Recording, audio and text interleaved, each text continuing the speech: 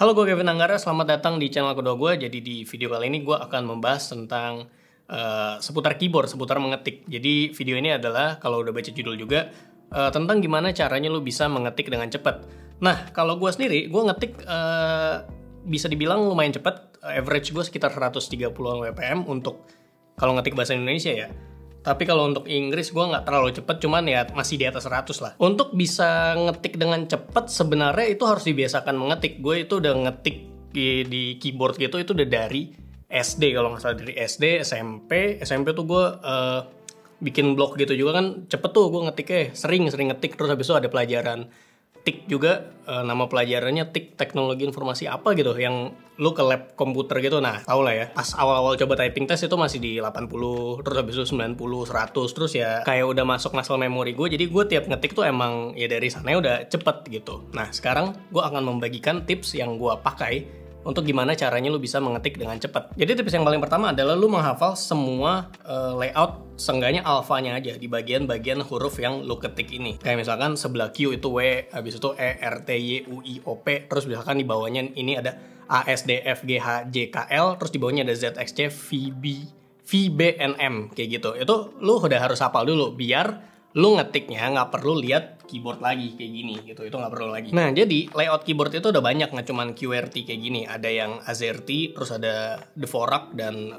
banyak jenisnya. Dan kenapa kalau ditanya keyboard itu dengan nggak menggunakan susunan A, B, C, D, E, F, G, H sampai urut kayak gitu, karena dulu itu pas zamannya mesin tik itu kalau orang layoutnya ABC, itu orang ngetiknya cepet banget dan membuat komponen di belakang mesin tiknya tuh kayak, oh nyangkut nih karena lu ngetiknya kecepatan. Dan dari saat itu diubah sampai ya sekarang kita makainya kayak gitu. Yang sebenarnya kalau sekarang udah nggak relevan, karena misalkan di HP kita ada keyboard, itu kan mau kita ngetik secepat apapun itu nggak akan mengganggu kayak bikin nyangkut kayak di mesin tik. Cuman ya udah dari dulu sampai sekarang akhirnya dibikin QWERTY kayak gini. Sekarang kita lanjut ke tips kedua. Tips kedua adalah belajar touch typing.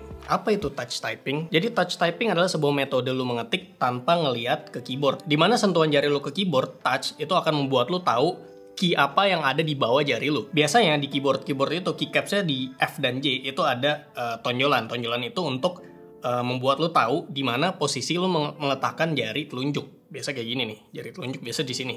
Nah, selanjutnya jari-jari yang lain itu tinggal mengikuti posisinya. Touch typing ini lu bisa pelajari juga di website namanya keybr.com. Itu website untuk belajar lu mengetik dengan jari-jari lu pada tempatnya. Misalkan kalau touch typing kan gini nih, semua jari itu udah ada tugasnya buat ngetik bagian yang mana. Contoh kalau jari telunjuk ini yang kiri itu cuman bisa bergerak ke sini dan satu row ke samping kayak gini gitu, telunjuk. Sama seperti telunjuk kanan juga cuma bisa bergerak ke atas, ke bawah, dan satu row ke kiri nih di bagian ini. Nah, bagian ini udah punya jari, udah punya tangan yang kiri. Sama seperti jari-jari lain, contohnya jari kelingking kiri gua itu untuk ngetik A, Q, dan Z.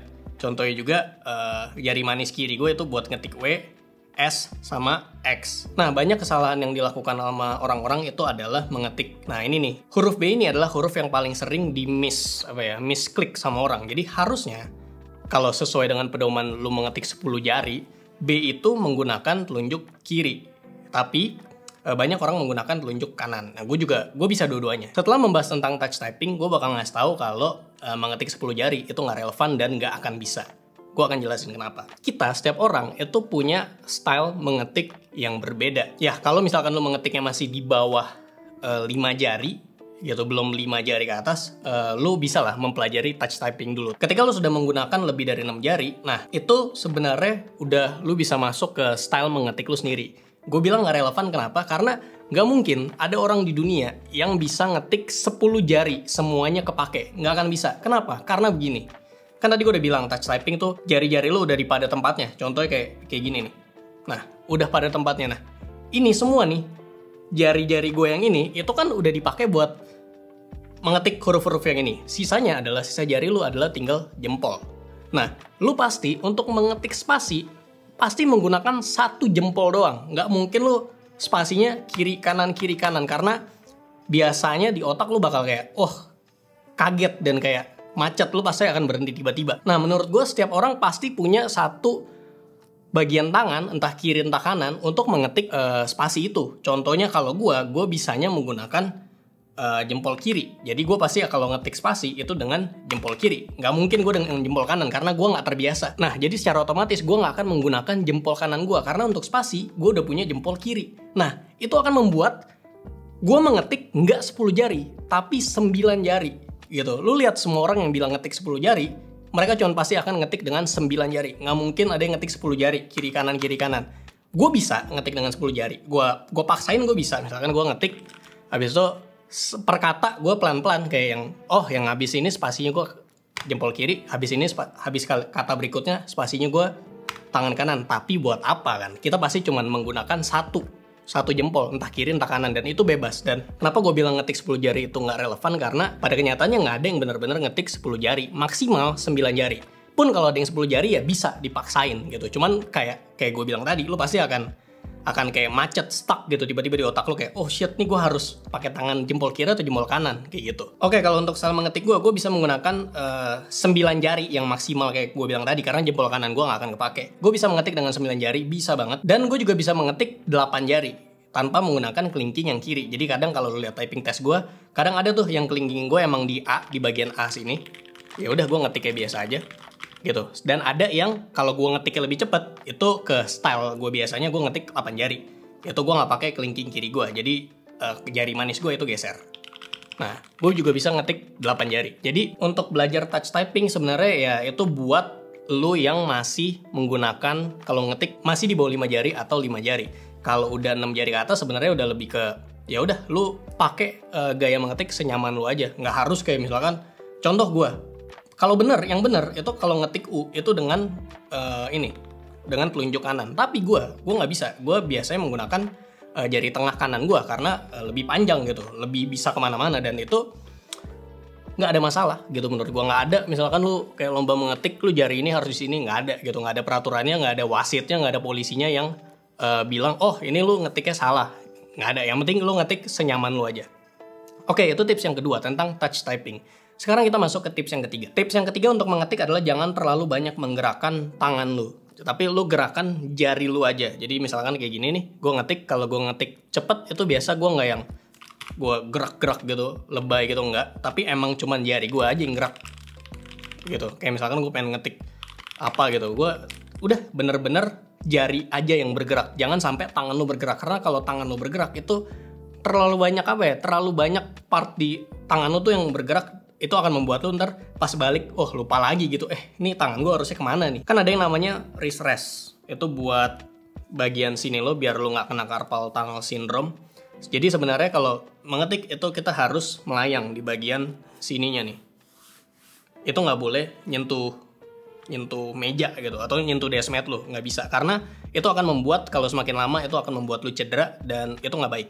Dan bagusnya adalah lu ngetik, nah ini namanya floating typing, jadi lu melayang bagian wristnya atau lu pakai wrist rest kayak gitu. Oke, tips yang keempat adalah latihan di website mengetik seperti 10fastfingers.com atau monkeytype.com atau banyak website mengetik lainnya. Kalau gue personal lebih suka menggunakan 10fastfingers.com dengan menggunakan bahasa Indonesia. Banyak orang yang lebih suka monkeytype karena lebih tampilannya lebih bisa diubah sesuai dengan preferensi lu gitu. Lu bisa ubah warnanya jadi warna pink, merah, kuning segala macam. Jadi lu bisa menyesuaikan dengan ya mood lu gitu. Cuman kalau gue selalu pakai 10fastfingers.com, dan untuk cara latihannya adalah itu kan kalau di 10fastfingers.com itu cuma bisa 1 menit.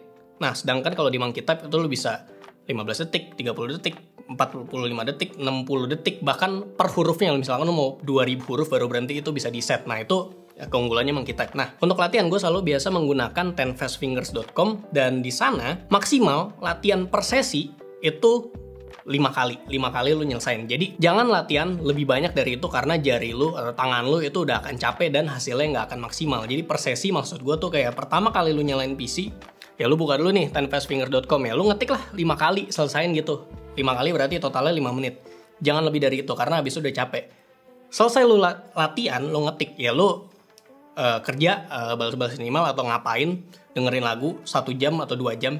Setelah itu baru sesi kedua latihan lagi 5 kali gitu. Jangan lebih dari itu karena tangan lo akan capek. Oke, untuk yang terakhir itu untuk memperlancar dan memperbanyak WPM lo di atau KPM lo di 10fastfingers.com, monkeytype.com itu adalah pelajari kata-kata yang sulit untuk diketik. Contoh ada kata yang emang sulit buat diketik. Contohnya kalau gue itu kayak belibet gitu kalau buat gue ya. Katanya adalah beberapa. Beberapa kalau benernya itu kita ngetiknya kan dengan B, itu dengan tangan kiri. Kan kayak gini nih, lihat tangan gue. B-E-R-A-P-A. Nah, kalau gue biasa menggunakan B-nya itu dengan tangan kanan karena lebih cepat. Jadi gue tinggal B-E-B-E rapa gitu. Bandingkan gini dengan lebih cepat yang kedua. Nah, itu kata sulit yang pertama. Kata sulit kedua buat gue adalah sekalipun. Sekalipun itu cukup sulit karena contoh. Nah, itu kan bisa pelan-pelan. Tapi kalau cepat, kadang gue selalu ke double. Atau lebih cepat L-nya duluan daripada I-nya duluan gitu. Lebih cepat I-nya duluan daripada L-nya duluan. Jadi yang di sini nih, P, L, dan I itu nabrak. Jadi gue perlu banyak latihan di situ. Gitu. Kata sulit berikutnya adalah tetapi. Tetapi itu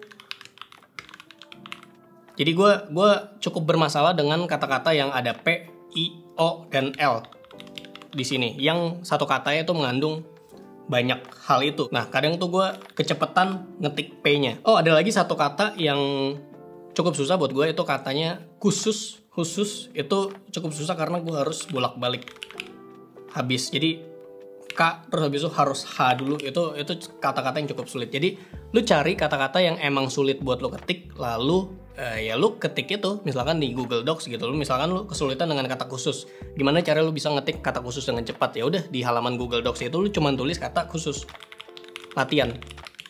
Jadi setiap nanti lu typing test, lu ngelihat kata yang udah lu latihanin itu, lu akan kayak udah cepet aja gitu.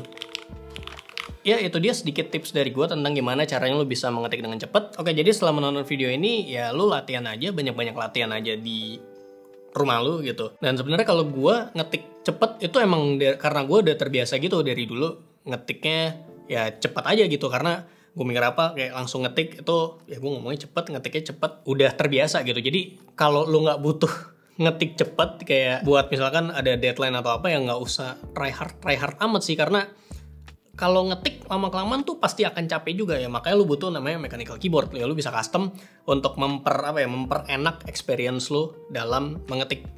Cuman itu opsional ya, lu nggak harus kayak harus custom dulu buat bisa ngetik dengan enak. Nah, intinya kayak gitu aja. Semoga tipsnya bermanfaat dan bisa membuat lu mengetik dengan lebih cepat, bisa meningkatkan nilai WPM lu.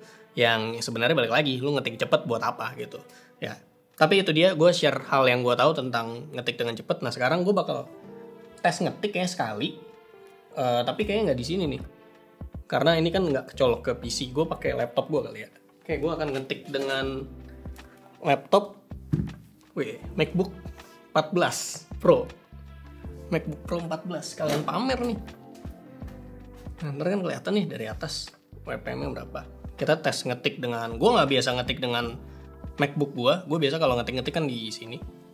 MacBook tuh gue pakai kalau misalkan lagi ya jalan keluar gitu, nggak di rumah. Kayak gue akan buka 10fastfingers.com.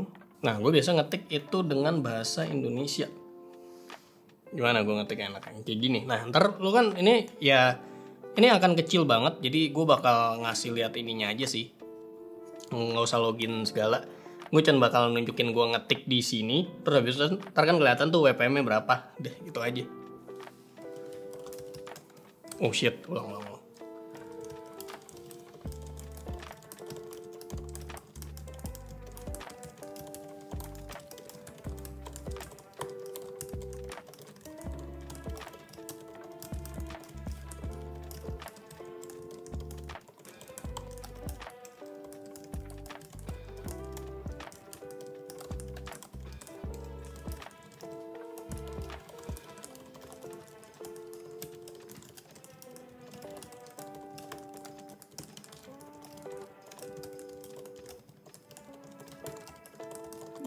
Detik lagi.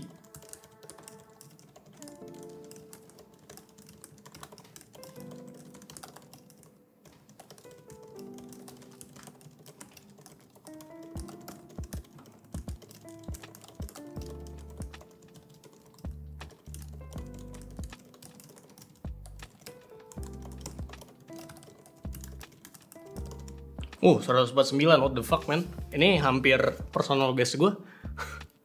Anjing, 149 di laptop coy. Gue nggak login lagi anjing. Ya, kalau rekor gue paling cepet itu 153. Akhirnya gue tembus 150 fps. Ya ini 149, lu lihat sendiri, kerekam ya. Anjay, 149. Ini mungkin karena MacBook-nya baru kali ya. Cuman ya nggak tahu juga. Ini gue screenshot lah. 149. Ya gitu aja, semoga habis nonton video ini lu bisa ngetik lebih cepat, lu bisa praktekin tips-tips yang udah gue kasih, dan ya sampai berjumpa di video selanjutnya, semoga.